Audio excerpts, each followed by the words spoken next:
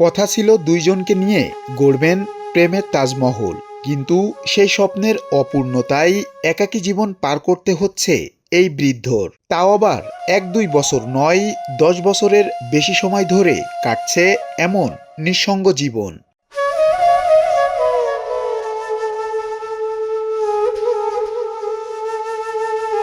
ঝিনাইদহের মহেশপুর উপজেলার বেলেঘাট গ্রামের এই সরকারি রাস্তার পাশে জরাজীর্ণ কুঁড়েঘরটি হতভাগ্য প্রেমিক আব্দুল করিমের। তবে গ্রামের সবাই তাকে বুড়ো নামে চেনে।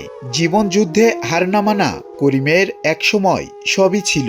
এক যুগেরও বেশি সময় আগে স্ত্রী অন্যত্র চলে যাওয়ার পর একে একে ছেড়ে গেছে 4 সন্তানও।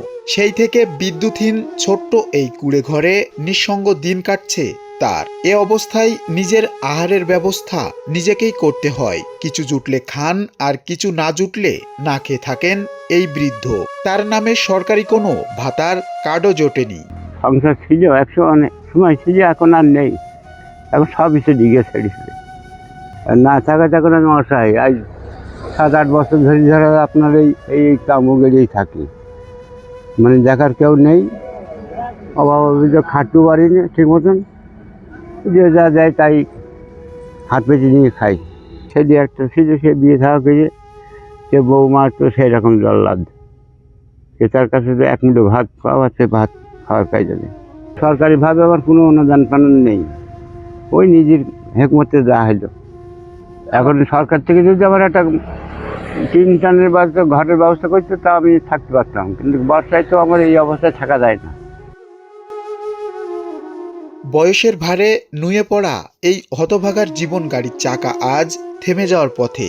নানান রোগ বাসা বেঁধেছে তার শরীর জুড়ে।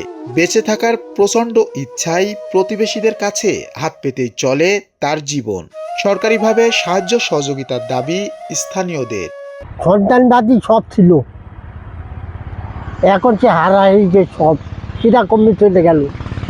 মাছ টাছ ধরতো আগে, এর আগে। এখন পাই মাই কি হয়ে যাচ্ছে কি জানি, এখন পাঁচ ধরলে পারে না।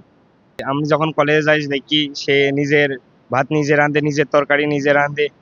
সরকারি ভাবে কোনো অনুদান পায় না, বুঝেছেন।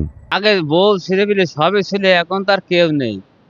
তা মনে করেন যে ওই ভাঙা ঘরে মনে হয় একলাই থাকে। ঝড় বৃষ্টিতে সব সময় এখন মনে করেন যে আমার এখানে টুকটাক আসে, আমার দেখাশোনা করতে হবে। যদি একটু সরকার তার মুখে একটু তাকায় যে ঘর দর করে দেয়, তাহলে একটু ভালো হয়। এদিকে খোঁজ খবর নিয়ে প্রয়োজনীয় ব্যবস্থা গ্রহণের আশ্বাস দিলেন উপজেলা নির্বাহী অফিসার। বিষয়টা জানতে পারলাম, আমরা প্রয়োজনীয় ব্যবস্থা গ্রহণ করব। যদি তার পুনর্বাসনের প্রয়োজন হয় বা আনুষঙ্গিক অন্যান্য প্রয়োজন হয়, আমরা সেই হিসেবে উপজেলা প্রশাসন সকল প্রকার কার্যক্রম গ্রহণ করবে।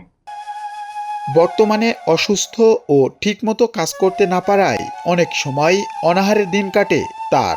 মাঠ থেকে বিভিন্ন ধরনের সবজি কুড়িয়ে এনে তা রান্না করে কোনো মতে খেয়ে বেঁচে আছেন Abdul Karim. M R Rasel, Banglavision digital, Jhenaidah.